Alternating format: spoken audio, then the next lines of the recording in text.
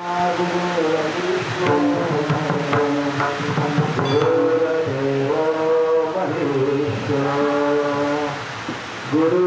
साक्षात् परब्रह्मा तस्मै श्री गुरुवे नमः। वक्रतुंड महाकाय सूर्यकोटि समप्रभं निर्विघ्नं करोमि सर्वकार्येषु सर्वदा। संचरण सर्वं चन्द्रनीलामुदाभं जगन्निकपाणि वन्दनं वसुन्धराम। करुणतुलसीमाला कन्दरं कन्यनेत्रं सदयधवलहासं विठ्ठलं चिन्तयामि। अलङ्कारपुरीरम्यसिंहासनस्थं पदं भोजतेजस्वरितप्रदेशं गुरुरादिदेवे सदा स्तूयमानं समावेशमूर्तिं भजे ज्ञानदेवम्। वसुदेवसुतं देवं कंसचाणूरमर्दनं देवकी परमानन्दं कृष्णं वन्दे जगद्गुरो। न चापपरिपालयो महात्मा गुरतिश्रेष्ठभक्ति स्मरनित्यरामा। इति माघ पौर्णिमा साधुनी वार्तधरणी जलामा। नमस्कार माझा सद्गुरु सारामा। जयांचे केल्या स्मरण होय सकल विद्यांचे अधिकरण। ते सुवंदू श्रीचरण श्री गुरूंचे ते नमस्कारोनी आता। मस्तक हे पायावरी या वारकरी संतांच्या। हरे हरे कृष्ण गोविंद हरे मुरारी नाथ नारायण वासुदेवा। कृष्ण गोविंद हरे मुरारी नाथ नारायण वासुदेवा। कृष्ण गोविंद हरे मुरारी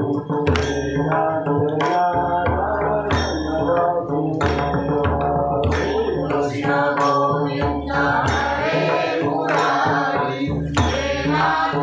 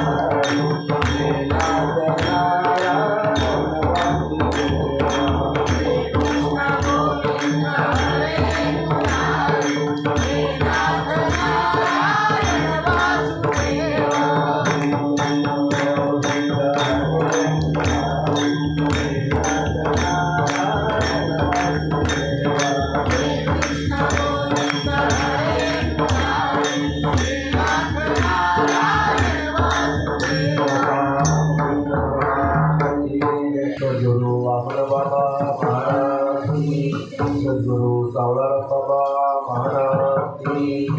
गुरुवर्य वासुदेव बाबा महाराज की जय। वैराग्यमूर्ती राजाराम बाबा महाराज की। वैकुंठवासी नाना बुवा महाराज की। स्वानंद सुखनिवासी श्रीपाद बाबा महाराज की। स्वानंद सुखनिवासी रामदास बाबा महाराज की। परम पूज्य विद्यादास बाबा की। परम पूज्य शिवानंद बाबा की। बोलोले भाई सब संतों की जय। पिंपळेश्वर महादेव की। पवित्र असा श्रावण मास, त्यातल्या त्यात अति पवित्र तीर्थक्षेत्र श्री पिंपळेश्वर महादेव मंदिर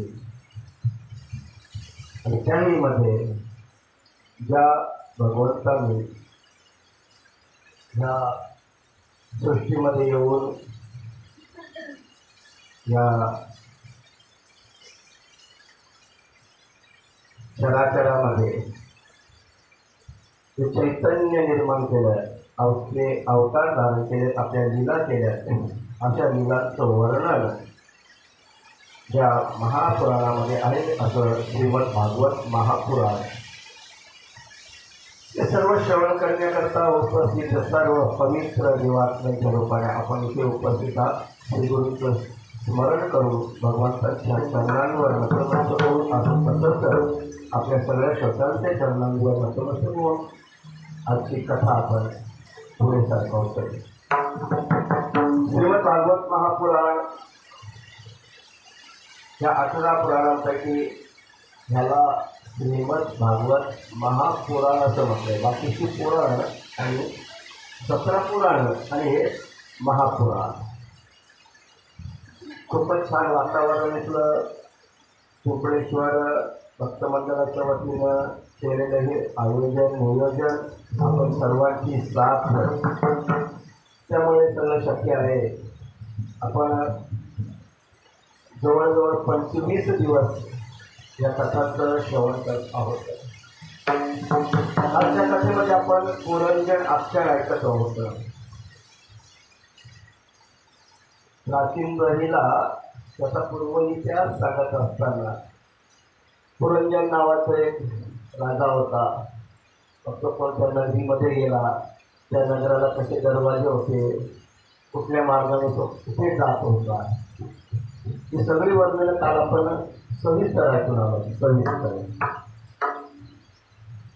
7 दरवाजे वरती, 2 दरवाजे खाली, त्यामध्ये पूर्व पश्चिम दिशांचा विचार करता पूर्वेकडे 5 दरवाजे, पश्चिमेकडे 2 दरवाजे, 1 दरवाजा उत्तरेकडे, 1 दरवाजा दक्षिणेकडे, आणि दिशा कशा समजायच्या आहे थोडंसं आपण नीट पाहिलं होतं. दिशा ध्यानात कशा करायच्या, आदरणीय शिवाजी महाराजांची उपस्थिती. असं आता पुढे चालल्यात या नगराचं वर्णन. मग पंचप्राण कशा रीतीनं तो 5 फणे असलेला नाग. वास्तविक हे चरित्र पुरंजन अख्याचं जे तात्पर्य ते प्रत्येक माणसाने ध्यानात ठेवण्यासारखं आहे. आपल्या शरीराशी संबंधित ही सगळी माहिती भागवत महापुराणामध्ये आलेली आहे. कालच्या कथेनंतर आपण पुढे चाललोय. पुन्हा एकदा कालच्यासारखीच कथा आपण ऐकत आहोत. क्रमशः पुढे आलेली आहे. आता राजा ज्या रथामध्ये बसला होता म्हणजे आपण ऐकून आलो. रथ कोणतं तर शरीर रूपी रथ आहे. आपलं शरीर हे रथ आहे. या रथाला जे 5 घोडे जोडलेले आहेत ते ज्ञान इंद्रियांच्या रूपानं ते 5 घोडे आहेत. घोड्याचं काम करायचं असलं रथ ओढणं. हे शरीर सुद्धा ज्या क्रिया करतात ते ज्ञान इंद्रियांच्या माध्यमातून. आणि ज्ञानेंद्रिय ते ज्ञान करून देतात. मग कर्मेंद्रिय त्यांच्या पाठीपाठी धावत असतात. तशी जाणीव करून देणारे कोण आहे? ज्ञानेंद्रिय. ज्ञानेंद्रिय हे 5 घोडे आहेत. आणि संवत्सर जे सांगितलं अर्थात वर्ष. त्या रथाचा वेग संवत्सराच्या सारखा असं दाखवलं होतं. म्हणजे हे वर्ष 1 वर्षाचा कालावधी, 2 वर्षाचा, 3 वर्षाचा हा न चालला लावलेला आहे. हे रथ या वेगाने पुढे चाललंय. एक वर्ष पुढे चाललंय. त्याची गती दिसत नाही. दिसते का वर्षाची गती दिसते? पाहिलं कोणी वर्ष धावताना? पाहिलं कोणी? कॅलेंडर महिन्याला तर आपण पैसे मागतोय. असं कोणी चित्र दिसतंय का बदललं म्हणून? रोजच्यासारखे दिवस, रोजच्यासारख्या रात्र, त्याला गती दिसत नाही. गतीचा आपण असते. पुण्य आणि पाप या रथाला आपली दोन चाकं आहेत. पाप आणि पुण्य. पाप आणि पुण्याच्या चाकांवर तो रथ आहे महाराज. 3 गुण रजतम सत्व याच्या रथावर लावले झेंडे, ध्वजा, पताका आहेत महाराज. 5 प्राण काल आपण पाहून आलोय. हे पंचप्राण म्हणतो ना, याचे लगाम आहे. त्याचप्रमाणे हे प्राण ज्याच्या साह्याने राहतात, ज्याला ॲटॅच आहे तो मोठा लगाम. मनावर लगाम जास्त होतं ना महाराज. ते सुखरूपपणे पोचते. मनाचा लगाम जास्त महत्वाचा आहे परमेश्वरची. या रथावर जी सगळी लगामं ज्याच्या हातामध्ये आहेत, तो सारथी बुद्धी. बुद्धी सारखी बुद्धीच्या हातात आहे ना. एक आसरे कसे हलवायचे, त्याला इकडे वळवायचं का तिकडे वळवायचं? कोण वळवतं सांगा ना? आपली बुद्धी. म्हणून बुद्धी कर्मानुसारिणी असंही म्हटलं जाते. त्यानंतर पुढे जात असताना या रथावर बसण्यासाठी एक आसन ठेवलंय, असं आपण ऐकून आलो होतो. ते आसन हे आपलं हृदय आहे. हे हृदय आसन आहे. ज्यांना ज्यांना कळलं त्यांनी त्या आसनावर भगवंताची प्रतिष्ठापना केली, आणि ज्यांना नाही कळलं तर त्यांनी म्हणजे कुशे भरून ठेवल्या. मी नाही म्हणत प्रकार दादा, संतांनी म्हटलं आहे. भोले मुक्ती के मंदिर, भोले मुक्ती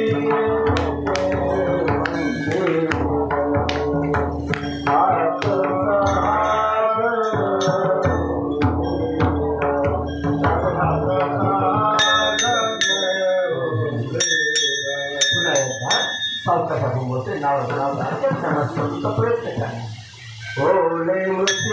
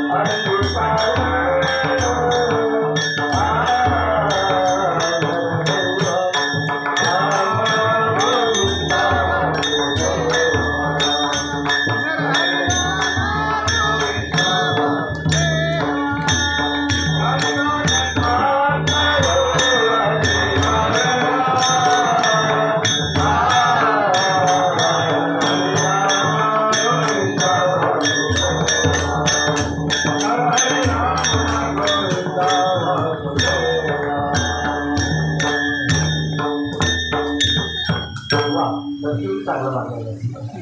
याच्यासाठी काळाला एक लेकर आहेत ना, दर्शी आणि वैष्णव. त्यांच्या बाजूला गुरुजी पण आहेत.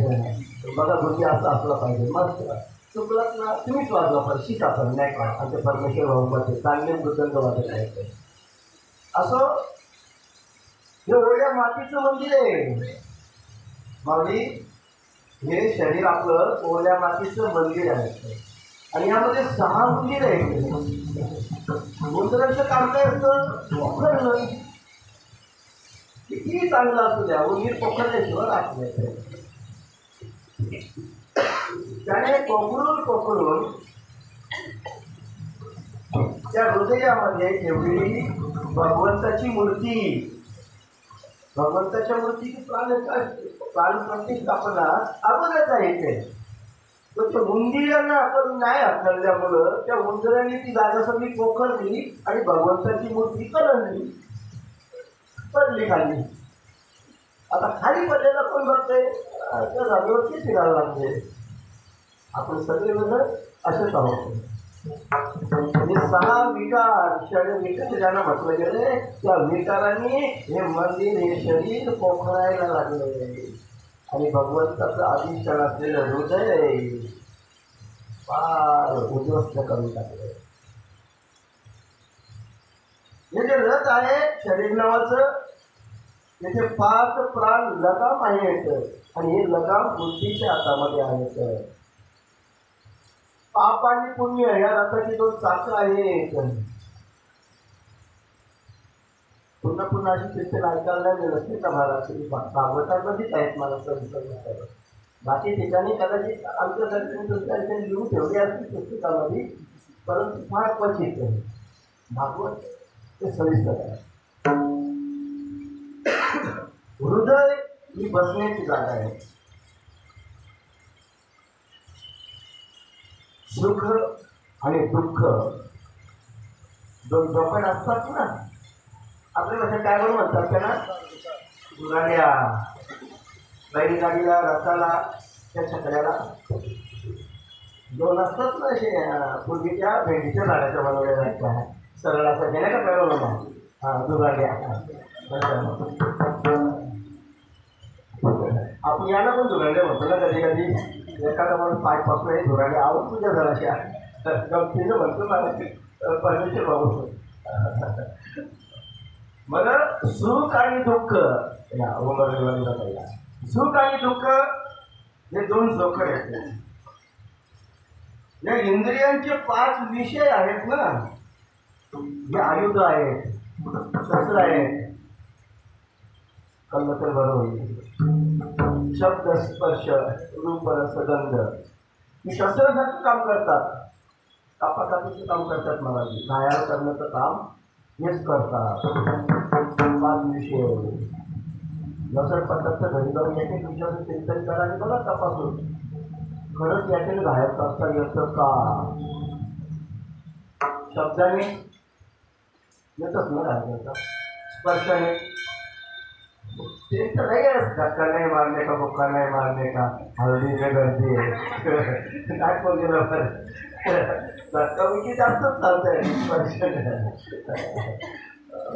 नजरेनं जायला होईल वाक्य तर.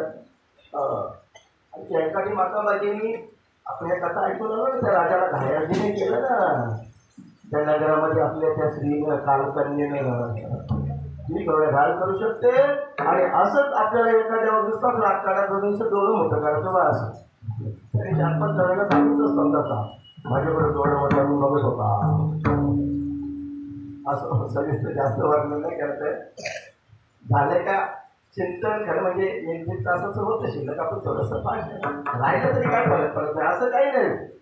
संघर्ष पूर्ण झाला पाहिजे आणि आदेश पूर्ण झाला पाहिजे. भागवताला नियम नाही वाटायचे. आपण थोडंसं अभ्यासच करूया. राहिलं एखादा अध्याय या स्कंदामधला पुढच्या वेळेला तिथून सुरुवात करूया. असं काही नियम नाही. तो पूर्णत्व झालंच पाहिजे म्हटलं. असं शस्त्र काय आहे म्हणून जाणकारांनी एक वाक्य बनवलं. शब्द हे शस्त्र आहे, ते जपून वापरा. ऐकलं नाही याच्यापूर्वी? सगळे 5 विषय शस्त्रासारखे आहेत मराठी. रामकृष्ण मामा हे आपल्या देहा संदर्भामध्ये असलेले सगळे विषय आपण नीट समजून घेतले पाहिजे. त्वचा आणि इतर धातू त्याच्यावर घातलेलं आवरण आहे. संतांनी याचं वर्णन केलं ना. हा देह नाशिवंत कर्म कीटकांचा सांधा वरी चर्म घातलेले. बस हे चामडं आहे, हे कवळ आहे, आच्छादन आहे.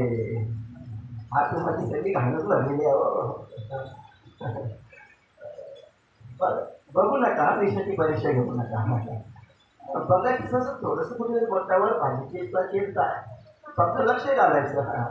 अरे रे पिकलं तू झालं त्याच्यामध्ये दुर्गंधी झाली, दुर्गंधी का बाहेर आली, अगदीच बाहेर निघाली ना, फक्त ती कवर मध्ये झाकलेली गेली परिश्रम बोलला पाहिजे. ते फक्त कवर आहे, आवरण आहे त्वचेचं.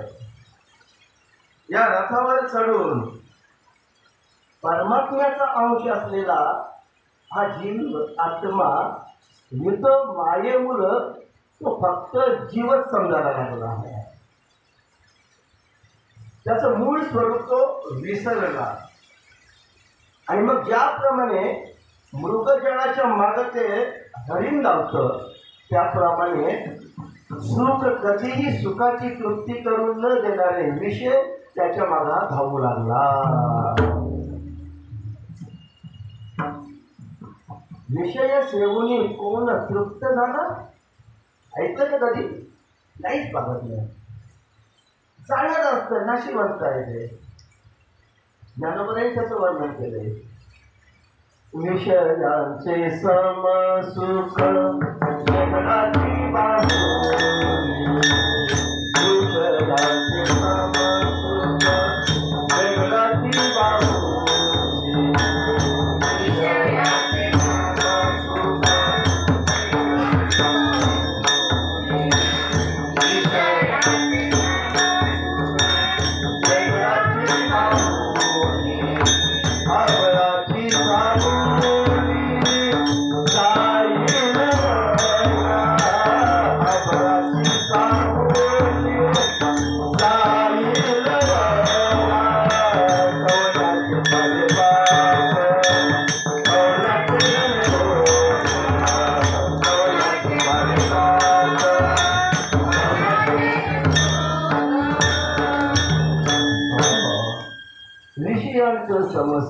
काय मस्त ना, छान.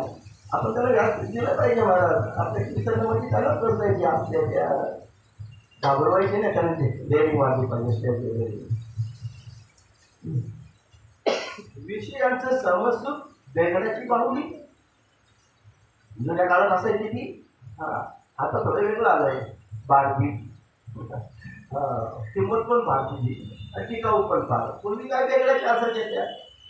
कोणाला केला दिली का तोडून लगेच दिले ते करून. आता तोडलं त्याचे जुळवता येतात नाही का. मटेरियल पण तसं असतं, फोल्डिंग पार्ट असतात त्याला. हे जसं फार काळ टिकत नाही, अभराची सावली जाईल रे या. आकाशात ढग आले असं आपण चालेल, इथे 2 तास बसू, जरा झोपू, सावली बरी पाहिजे. चालेल दादा? हो, हवेचं झोपून सावली काय ते क्षणाचा भरोसा नाही, गेली निघून. गंमत कडे तुला मध्ये होता रे, झाडाखाली बसायला पाहिजे होतो.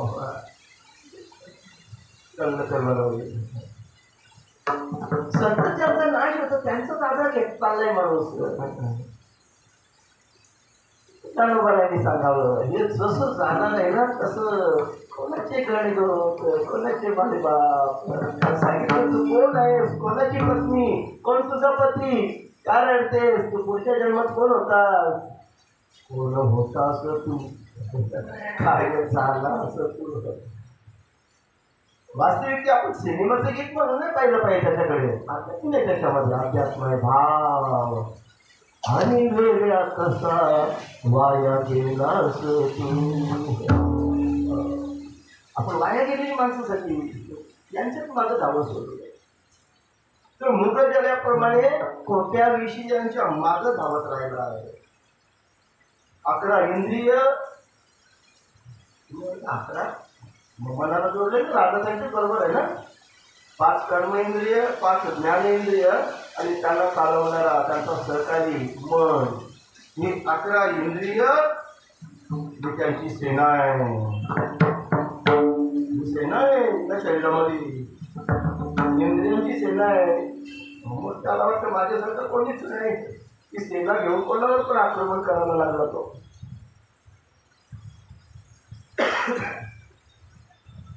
पाच ज्ञानेंद्रियांच्या द्वारे तो त्या विषयांचं ग्रहण करतोय. जसं एखादा शिकारी शिकार करतोय त्याप्रमाणे तुम्ही कधीतरी जंगलामध्ये ते वाघ वगैरे शिकार करणारे प्राणी पाहिजेत का? किंवा माणसं आणि उंदराबद्दल तुम्ही बघितलं का? मेलेले उंदराला किंवा मेलेले शिकायला ते नाही का आक्रमण करून हे सेनापती असं ते आक्रमण करून त्याला खायला करतात, त्याचा आस्वाद घेतात. या शिकाऱ्यांशी म्हणजे त्या विषय त्याची शिकारे आहेत या 11 जणांचे या सेनेचे आणि त्यांच्याशी तो खेळू लागला. त्यामध्ये तो त्याचा काळ व्यतीत घालू लागला. ज्यांच्याद्वारे काळाचं ज्ञान 2025 गेला, आता 26 उजाडे, 24ला बाय करून आलो, 25 मध्ये आहोत, थोडे शिल्लक राहिले, परत 31st 57चा झालो, 58चा परत शिवाजी महाराज टाकाचा वाढदिवसाच्या शुभेच्छा. आमचं पाहिजे आम्हाला माहीत नसतं. मोबाईल तिकडं मम्मा हो महाराज वाढदिवसाच्या शुभेच्छा. आता 2 टायमाचं जेवायला मिळत नव्हतं. वाढदिवस कसला 5 दिवस कसला नाही बोललेला बरं. तर संध्याकाळी फोन करावा बघावा महाराज गेले दिवसाला ग्रंथ वाचायला याचं सकाळबाबाची आई जातं तरी मंडळी ऐकतल्या देतो आमची सुनबाई पोरं ऐकतल्या चला महाराजांना भेटायला भारत ठिकाणावर कशी जायचं वाढदिवस कसला तर काय का तरी कोणते झाला नाही कोणीतरी काका आमचा रामाला काही नाही का काकीला नाही काय सगळे कोणाला म्हणजे आणि बसलेच नाही तेव्हा बालकृष्ण रामा होते फार बुद्धिमान. बरं झालं त्याचं एक मुलगा आता वकील झालाय. मला फार बरं वाटलं, आनंद वाटला.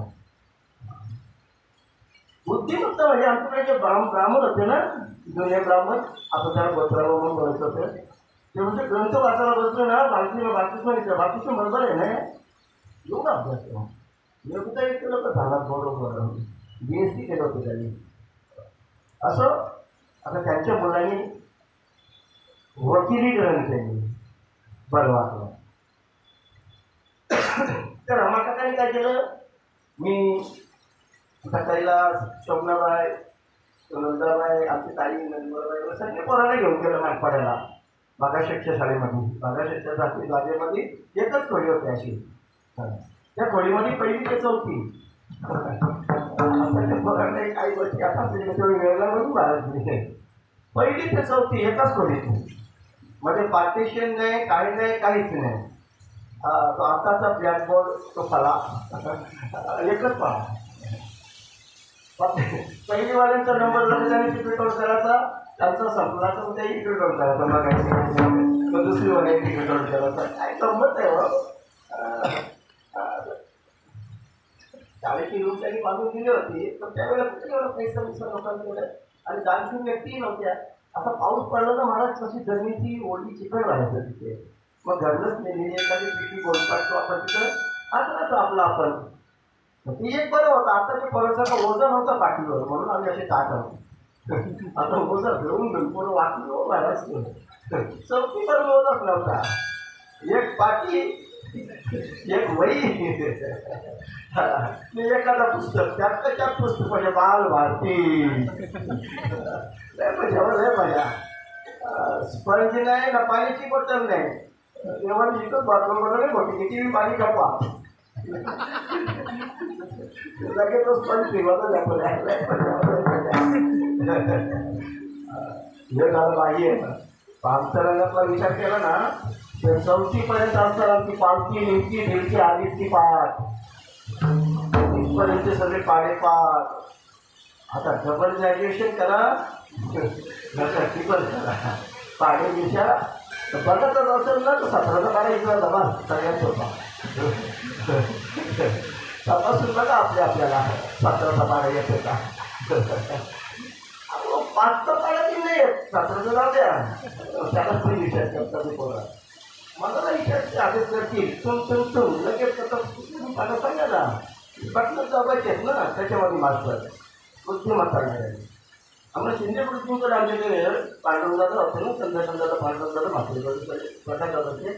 हो, तुम्हाला वाटतं तुमचे विद्यार्थी आमचे विद्यार्थी पण बघा कसे आहेत. किष्ट पाडे पावकी निमकी दिलकी आडीची तुला या काय प्रकार असतो गेला काल बाहेर झाला या गोष्टी म्हणजे तयारी करा तुम्ही तुमच्यासाठी सगळी तयारी झाली का आम्ही इकडे आठवत तुमच्यासाठी एक म्हणजे काय पडतो साड्या काढा झाले तरी आपल्याला सवय 10-15 मिनिटं आणि परत आपण भेटणार नाही वर्षभर. मी तर भेटणार ना तरी भेटणार पडेगा. केशव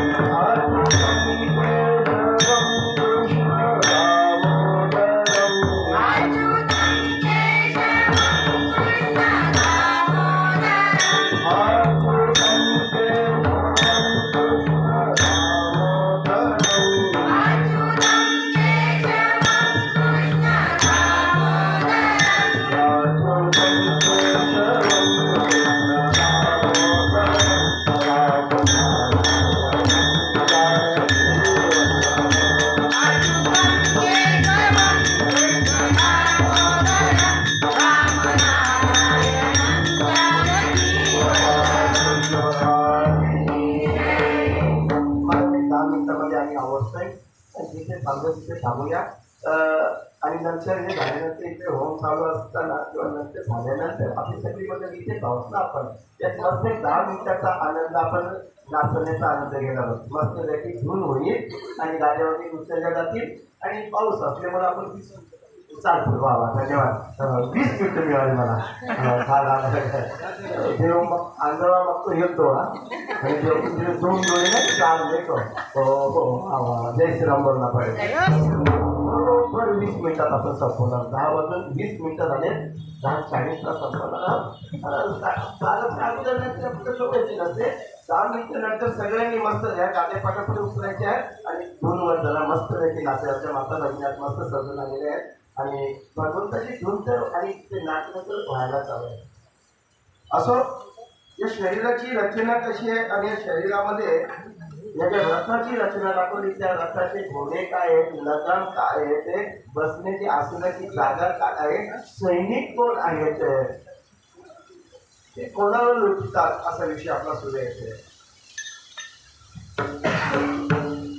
बरं या काळाचं सव्यस्तर चंद्रवेग नावाचा जो गंधर्व होता ना तो कोण काळ. चंद्रवेगाचं आक्रमण झाल्याच्या नगरावर असं ऐकून आलो ना. पण थोडासा नसेल तर काय असते ना परिचय पडत. चंद्रवेग ह्या पुरंजनाच्या नगरीवर आक्रमण करतोय असं आपण परवा दिवशी ऐकून आलो. हा चंद्रवेग म्हणजेच गोपाल कृष्ण भगवान हा याच्यावर या नगरावर स्वारी करतोय. त्या चंद्रवेगाच्या बरोबर ज्या 720 त्याच्या सेनेची गणती सांगितली. 360 गंधर्व आणि त्याच्याबरोबर 360 त्यांच्या बायका पत्न्या, अर्ध्या गोऱ्या अर्ध्या काळ्या. या एका वर्षामध्ये 360 दिवसाचा कालावधी. त्याच्याबरोबर आपले त्या 360 रात्री दिवस. या पत्न्या कोण आहेत या वर्षामध्ये? रात्र आणि दिवस. रात्र म्हणजे काळ्या स्त्रिया आणि दिवस म्हणजे गोऱ्या स्त्रिया. काही ठिकाणी शास्त्र त्याला काळा उंदीर न ढवळा उंदीर गोड आयुष्याचा तो मध्ये लटकलेला माणूस वरती वाघोबाला खाती नागोबा ते विहिरीमध्ये सापडलेला आणि त्या दोराला काळूरती दोराला ते दोन उंदीर कुरतडतात काळा उंदीर न ढवळा उंदीर. येथे वर्णन आलेले आहे ते या 360 रात्री आणि 360 दिवस मिळून तो चंडवेग नावाचा तो गंधर्व याच्यावर आडीपाडीनं ध्यान ठेवू नये. म्हणजे कालकन्या होती ना, काल आपण ऐकून आलो तू सगळ्यांना वरण्याकरता निघाली होती. हातामध्ये वरमाळा होती तिच्या. मला कोणी पत्नी म्हणून स्वीकारता का? ती दुर्भाग्य होती ना, तिला कोण स्वीकारेल? त्याचं कारण वृद्धावस्था. कालकन्या कोण? म्हातारपण, वृद्धावस्था. वृद्धावस्था कोणाला आवडते? कोणता इंटरनेटची जवळ मला पण सगळं वाटतं तुम्ही जवानच असावं म्हणून. नसलेलं जवळ दाखवण्यासाठी माणूस काय काय करतो. माझ्याकडून बघा ना. जय श्रीराम बोलला पडेगा. हो बरोबर. काल तुम्ही नाचताना सांगितलं होतं ना, आठवण करा थोडीशी. मला बायको खर्च का होतं नाही करत जा. नाही करत कोणीच नाही स्वीकारत. करत तू पण नाही जा. तुला शाप देता मी. एक जागेवर कुठं थांबशील नाही तू. असा फिरता नसेल. बायकोला करायचं घर कसा? बायकोला तर पुरेला नाही मग दुसरं काम करायला फिरता. तो तर बरा झाला. मला त्यात पूजा होता. देवर्षी लागत म्हातारी होत नाही. तिला वधूक दिलेलं नाही ना त्यांनी. वाढच घालून दिली नाही घरामध्ये. तिचा पती झाला नाही. वार्धक्य, म्हातारपण. आणि मग त्या म्हातारपणामध्ये तिच्याबरोबर त्या राजाने आपल्या भावाला पाठवला होता. सांगितलं होतं ना, भाऊ तुझ्या बरोबर येईल. लग्न केल्यानंतर कोण? तो यमनराज. त्यांच्या भावाला पाठवला होता. तुझा भाऊ कोण? मृत्यू. या म्हातारपणाबरोबर तिच्याबरोबर वय झाला का मृत्यू तिच्या बरोबर येतो आणि मग तो सगळीकडे फिरू लागतो. हा छान वाढलेलं भागवतामध्ये. मी अशी इंधनाच्या अत्यंत ज्याने ऐकलं ना सांगत चालेशी होणार नाही मला. ते होणार पण ते भावनेला ऐकलं पाहिजे. हे दोघं जण येतात ना ज्या वेळेला, त्यावेळेला माणसाचा मानसिक आणि शारीरिक दोन्ही बाजूनी छळ सुरू होता. अगोदर छळ सुरू होतो. त्या यवनराजाचे पायदल कोण बरं? हे या शरीराला मानसिक आणि शारीरिक कष्ट देणारे हेच ते यवनराजाचे पायदल आहे. ते कष्ट त्याचे पायदल आहेत. ते दुःख. मग या प्राण्यांना ते कष्ट होऊ लागलं तर त्याला असं समजायला लागतं, आता मी मृत्यूच्या मुखात चाललो. त्यावेळेला दोन जण अजून 2 जण येतात. कोण? ज्वर. ज्वर म्हटलं होतं ना, उष्ण आणि शीत. याचे त्याला थंडीचा कापारा भरतो, नंतर तापाने फणफणतो. बघा ना मग किती गोष्टी आहे. किती थंडीच वाटतं बोलतो. तू 3 क्लायमेट टाकून मी बोलतो कोणाला तरी बसवा वाटते असे होतं. तापाने फणफणला जातोय. हे ज्वर, त्याचंच नाव प्रज्वार. कालच्या कथेमध्ये अशा प्रकारे हा देहाचा अभिमान धरलेला तो जीव अज्ञानाने आच्छादित होतो आणि मग अधिक दैविक, अधिक भौतिक आणि आध्यात्मिक कष्ट भोगत भोगत 100 वर्षापर्यंत जास्तीत जास्त जगू शकतो. त्याच्या पुढे जाता येत नाही. तो 100 वर्ष त्यामध्ये पडून जातोय आणि खऱ्या अर्थाने जर पाहू गेलो निर्गुण निराकार असलेला परमात्मा त्याची ओळख न करून देता या सगळ्याच खोट्या भावनांमध्ये गुंतून जातो, म्हणून तो कष्ट सोसतो, दुःख सोसतो. आणि सर्वांचे परमगुरु असलेले आत्मस्वरूप श्री भगवंताचे स्वरूप तो जाणत नाही. प्रकृतीच्या गुणांमध्येच तो बांधला जातो आणि त्यामुळंच तो पराधीन होऊन सात्विक, राजस आणि तामसिक कृत्य करू लागतो. आणि मग त्या योगामुळंच त्याच्याकडनं जी कर्म होतात त्या कर्मामुळंच तो स्वर्गाला जायचा, नरकाला जायचा, आजूबाजूला जायचा हे ठरलं जाते. या प्रकारे आपल्या कर्मानुसार तो देवयोनी, मनुष्य योनी किंवा पशुयोनीमध्ये जन्म घेत असतो. हा जीव कधी पुरुष, कधी स्त्री, कधी नपुसंक होतो. आपल्या प्रारब्धानुसार कुठं काठीचा मार खातो तर कुठं अन्न खातो. हा जीव अनेक प्रकारच्या वासना स्वीकारून उच्च आणि नीच म्हणजेच कधी देवलोकाला तर कधी नरकलोकाला तर कधी मध्य. जसं भगवंतांनी गीतेमध्ये सांगितलंय, ऊर्ध्वं गच्छन्ति सत्त्वस्ता मध्ये तिष्ठन्ति राजसाः जघन्य गुणवृत्तिस्ता अधो गच्छन्ति तामसाः. त्या गतीला तो प्राप्त होतो कर्मानुसार. त्या कसनवाली मंडळी परत महाराजांचे आमचे भावजे नाही का बंदी केला सालीला घेऊन आमची चिवळी नाही का काली आली होती आणि मानसिक काय मी थोडे मयुरी आमच्या भावजींची मुलगी कालीची मुलगी मयुरी दोघी जणी कन्या या ठिकाणी मला सगळ्यांना परमार्थाकडे घेऊन जातो. भावजी असा असावा आम्ही नका ते माझी सोयरे सज्जन सांगती माझ्या आठवीची विठोबाचे माणकरी नाही पण काही चल दिंडीला तर चल वारीला आता महेंद्र बाळगा का दिंडीचे सोबदार नातेवाईक असे असले पाहिजे. परमार्थाकडे घेऊन जायला पाहिजे. नुसते फार्म हाऊसला आणि विकेंड साजरा करायला नको हो. जय श्रीराम बोलना पडेगा. गोविंद बोलो हरी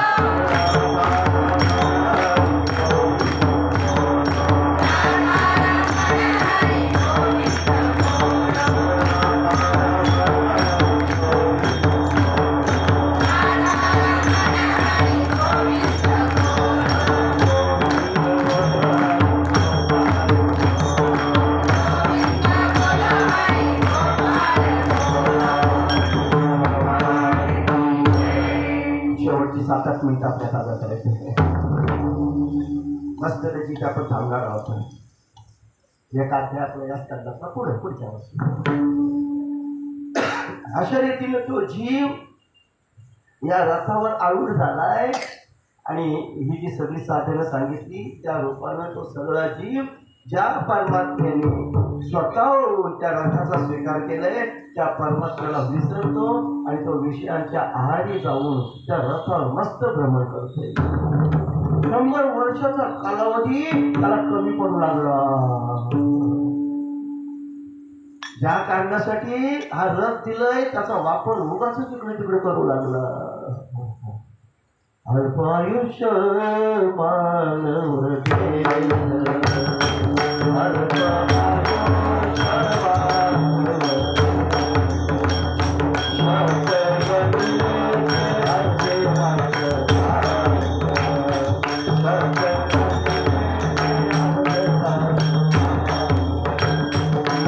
Hare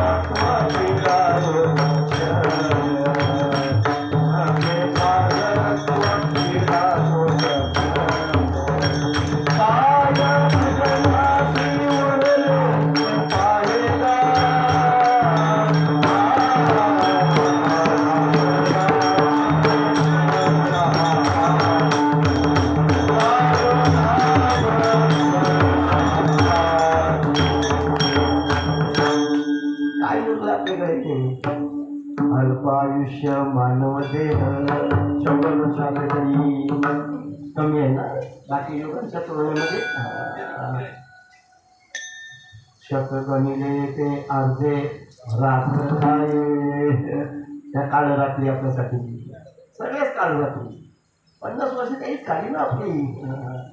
मध्ये बालत्व पीडा रोग क्षय लहानपण गेलं बालपण गेले नेलता तारुण्य दशे विषय व्यथा वृद्धपणी प्रवर्तली चिंता महे मागुता धन्यधरी बास. रोग मधल्या काळामध्ये तारुण्यात यावं आणि रोगाने पछाडावं.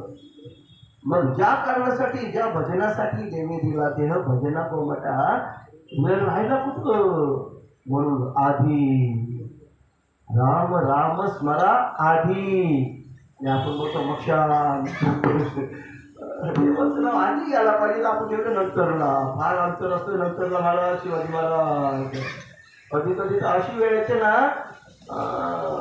तिथपर्यंत जाऊनच ते नाही तो जागे तुलाच्या रामला जागते चौघांचे खांद्यावर बसले ना आता ते तरी कुठं वाजणार रामवरती मध्ये कोणीतरी मटका धरून त्याने बोलावा राम राम जय श्रीराम श्रीराम बोलो भाई जय राम बोलो श्रीराम जय राम जय राम श्रीराम जय राम जय श्रीराम.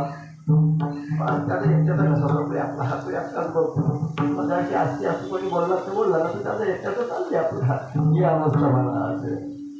बस त्या भगवंताचं स्मरण केलं पाहिजे. अरे राजा तो सुख आणि दुःख कसा बघतो माहित आहे का. या दुःखाला तो सुख मानायला लागतो. पटलं तर बघा आपण एवढे चिंतन ऐकू आणि मग पुढच्या कार्याला दुःखाला सुख मानू लागला माणूस. दुःखाला सुख मानू लागला. आपली अक्कल लगाव नाही खायला आहे त्याला तो आता आपण कथेत घुसलोय ना मग सांगायचं काम उभं करणारच आहे ना आपण त्याच्यावर डोक्यात आला मस्त आनंद लुटायचा फक्त असं. एक सोपं उदाहरण देऊन सांगते. या दुःखाला सुख कसं मानायला लागलं तो. आपल्या डोक्यावर एखादं फार वजन आहे. राशनला 3 महिन्याचं चावल एकदमच दिलं आपल्याला माहित नव्हतं की तिथीमध्ये 3 महिन्याचं एकदमच नाही. आता झालं तर 15-20 किलोचा बसला तो गेला होता अपेक्षेने कुठे 5 किलो मिळतील म्हणून. आता त्याने तो बसका उचलला डोक्यात. काही कंपनी असतात आमची आपण उदाहरणासाठी लांब कशाला जायचं जवळची उदाहरण आहेत ना पाहिजे आपल्याकडे. बरं तरी तो डोक्यावर घेतला. राशन दुकान होतं लांब जरासा. आता डोक्यावर घेतला त्याच्या डोक्याला कर लागली. तर आपला आधी शब्द आपलं बरं आहे. आधी शब्दाची फार मजा व्याकरणाचं शब्द लवलेच पण नाही. तुमचं व्याकरण गेलं चुडी आम्हाला काय देणं नाही. नळ बोलणार नाही मी नळच बोलतो. नळ बोला ना तर नळ बोला पाणी तर याचं थोडं जाणार आहे मला काहीच देत नाही. जय श्रीराम बोलणं पडेल. तो कर लागलो तर कर लागलो तो कर बोलणारच नाही डोक्याला कर लागली. हल्ली शब्दाचा भांडण असला पाहिजे आपली माणसं फार कर. बरं तर त्याला ते दुःख आहे ना कशाचा त्या वजनाचा दुःख आहे. त्याने काय केलं माहिती आहे का जरा पुढे गेल्यावर तो डोक्यावर या असं जरा खांद्यावर येतला मग आता बरा वाटला. आहोत ना आपण जागेवर डोक्यावरला वजा खांद्यावर घेतला आता मग बरा वाटला. आता बरा काय वाटला सांगा बाबू 15 किलो चालू तुझ्या भागावर ते फक्त जागा बदलली नाही डोक्यावर खांद्यावर बरा वाटला का ना. दुःख तुला ते 15 किलोचाच होता ना कळतंय का असं माणसाचं आयुष्य जायला लागलं. सुखी काहीच नाही. त्या दुःखाचंच रूपांतर तो त्या सुखामध्ये करू लागला. त्याच्यामुळे तो गुरफटला. आता आपलं जे खरं सुख आहे ते कळलंच नाही आणि तो खऱ्या सुखापासून कोसळून दूर राहिला. तो संसारात राहिला ना तो. आता त्याला खरं सुख कधी मिळालं असतं? ही पोतळी त्यांनी बाजूला ठेवली असती, तिच्यापासून विभक्त झाला असता तर खरं सुख होतं ना. पटतंय का आपल्याला? या संसारामध्ये सुखाचा लवलेशी नाही, फक्त मानायचं असतं. असं डोक्यावरची पोतळी खांद्यावर आली किंवा कडेवर आली. सुख पाहता जवा पाणी दुःख पर्वता एवढे कुठं आहे संसारात. म्हणजे संसारात ते दुःख आहे, ते दुःख परमार्थामध्ये नाही. भगवंताच्या चरणांचा स्वीकार केला का ते दुःख हलकं होतं. आपला भार तो घेतो. घालून भार राहिलो निश्चिंती निरगले संती भार. आपला भार तो घ्यायला लागतो. आपल्या मागणं धावत येतो ते होतं जे जे माझ्यावर ते जरासं बरा वाटेल ना ती पत्नी माझ्यावर ते आपल्या पुढून येतात. हा ठीक आहे आता भेटला ती पोतळी माझ्याकडे जे तुला पसवून येतो. इकडे येणारा माणूस पण ती पोतळी घेऊन आपल्याला पचवायला येईल. मग ती पोतळी घेऊन तो त्याच्या कामाला जाईल. मागणी येणारा तो जरा चाल वाढवेल, तो बरं लवकर धरूया त्याची ती दोन जरा त्याला तिथपर्यंत साथ देऊया. फक्त त्याच्यावर भार घातला पाहिजे हे आम्हाला संतांनी सांगितलंय. आपल्या संसाराचा भार त्याच्यावर जाणवायचा. याचा अर्थ असा नाही हे सगळं सोडून द्यायचं, राहायचं त्याच्यामध्येच. त्या कमळासारखं. कमळ पाण्यामध्ये असतं ना, त्या कमळाच्या पानावर पाणी राहतं का बघा? पाण्यात राहून त्याच्यापेक्षा अलिप्त तो. एक थेंबाला थेंब पण नाही ठेवत आपल्या अंगावर. बस संसार करत राहायचं. फक्त या विषयाची आसक्ती आपल्या वाट्याला बघत पण राहायचंय. बघायचं त्याच्याकरताच ना सृष्टीची वाढ आहे महाराजी. त्याच्याकरता भगवंतांनी आपल्याला ब्रह्मदेवाने एवढे सायास केले. ते हे राहिलं पाहिजे, परंतु ती आसक्ती नको. हे मिळालंच पाहिजे, त्याच्याशिवाय मी जगू शकत नाही. आणि जगण्यासाठी सगळ्यात मोठा आधार आहे ना, बस त्या भगवंताचं चिंतन केलं पाहिजे. मस्तपैकी त्या भगवंताचं चिंतन करायचंय. हे चांगली धुळी घ्यायची आणि मग ब्राह्मण देवतांना आणि यजमानांना आपण दाखवून जागा मोकळी करून घ्यायची. वेळेनुसार आपलं ठरलं होतं बरोबर 10:40 झाले. वेळ काढली पाहिजे. आपण 9:30 आपण सुरू करणार होतो, पण 15-20 मिनिटं श्रोत्यांचा शेवटचा आनंद आम्हाला ठेवायचा होता ना, म्हणून आम्ही सुद्धा भले मी 2 ते 3 मिनिटं लेट आलो होतो 9:30 पासून. पण 10-15 मिनिटं आपण या सगळ्याची वाट बघत होतो आणि सगळीजण उपस्थित झाला तर फार छान. जाता जाता सगळ्यांच्या चरणी नतमस्तक होतो. या कथा अशाच चालणार आहेत. ती समाप्ती नाही, सांगता आहे. स्वल्प विराम आहे, हे पुढे चालूच राहणार आहे. आणि त्या सगळ्या कथांचा शेवट करण्याकरता आपण सुद्धा अशाच पद्धतीने आम्हाला आशीर्वाद देण्याकरता कदाचित मगाशी बोललो कधी असं नाही. आमची इच्छा आहेच हो, पण न जाणो तो चंड नावाचा राजा तो कधी आला आणि मध्येच बुवाला घेऊन गेला. तो मग काय करायचं? जागा कोणीही सांभाळेल. कथा त्याच असतील, कथा त्याच असतील आणि श्रोते पण येत असतील. वा मस्त पैकी आनंद. कथा वाचकाकडे नाही बघायचं, कथाकृत काय आहे ना तिकडे बघायचं. बरोबर बघून काय होणार आहे? बस आपल्याला कथांमध्ये आपलं मन रमवायचं आहे. ईश्वर करो आपल्या सगळ्यांच्या जीवनातील दुःख दारिद्र्य संकट दूर होतीलच 100% होतील. फक्त ह्याच्यापासून डरू नका. या ओझ्यामध्ये सतत राहण्यापेक्षा ती पोतळी कधीतरी हलकी करा. ठेवा जरा वेळ. दिंडीला चला, वारीला चला, सप्त्याला चला. म्हणजे ती पोतळी बाजूला ठेवणं. पटलं तर बघा. रोज आपण जागा बदलून होणार नाही, तर त्याचा त्यागच केला पाहिजे. आणि म्हणून या संसारामध्ये इथे गुंतले 8-15 दिवस झाला अजून मधून त्याग करायचा. मग जरा बरा वाटतं, हलके होणार आपण. आणि तोच शेवटी आपल्याला सांभाळणार आहे. त्यांचं हे झाल्यानंतर आपण नंतर झाकालाही व्यक्ती नको. शेवटच्या 5-7 मिनिटामध्ये मग आपण मस्त एक घेऊन घेणार आहोत. या सगळ्या जाग्यात ते काय 5 मिनिटाचं काम उचलणार होतं. सगळी मंडळी आमची थोडं फटाफट कामाला लागतं. सगळी दिंडीवारीची मंडळी ती सगळी आणि मस्त इथे छोटंसं रिंगण करून आपण एक 5-10 मिनिटाचं धूनवर सगळेजण नाचणार आहोत. काय माझे काय नाचणं आहे म्हटलं पाहिजे. आमचं बाल्याचा तर नाचण्यामध्ये आमचा गणेश आणि बाल्याचा ही 2 जोडी असून ना ती दिंडी अशी सजवतात ना, जे नाही नसतं त्यांनाही वाटतं नाचावं असं. ईश्वर करो आमच्यावर तुमच्या आशीर्वादाच्या अक्षता अशात असो. आमच्या मुखातून असंच भगवत चिंतन निघो आणि त्या चिंतनाने दुःखी माणसाचं आयुष्य सुखामध्ये रूपांतर हो. आमचा हाच अट्टास, आमचा हाच प्रयास शेवटपर्यंत असो. ब्राह्मण दादा आपण आम्हाला आशीर्वाद द्यावा. आजच्या कथानकाला आपण इथेच संपवतोय आणि मस्तपैकी पुढच्या कार्यक्रमाची वाट पाहणार आहोत. मंदिरात दर्शन घ्या, इथे बसा. होम हवन होणार आहे. 5 जोडी मंडळांनी ठरवली बसतील. महाप्रसाद तयारच आहे, चिंता करायचीच नाही. आपल्यासाठी मंडळाने महाप्रसादाची सुद्धा तयारी केलेली आहे. मस्त आपले जाता जाता इथून घेऊया.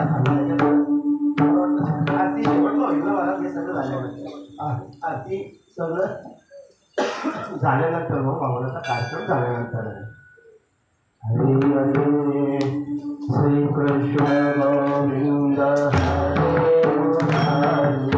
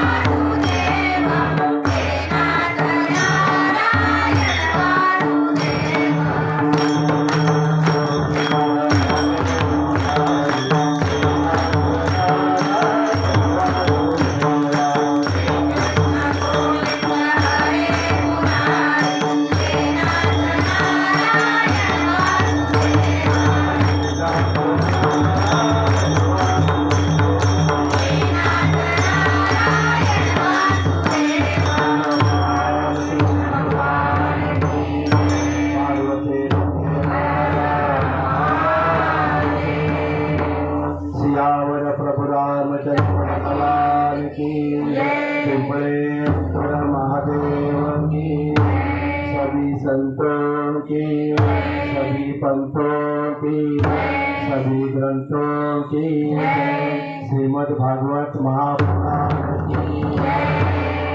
अजून आनंद बाकी व्हायचा आहे म्हणून ते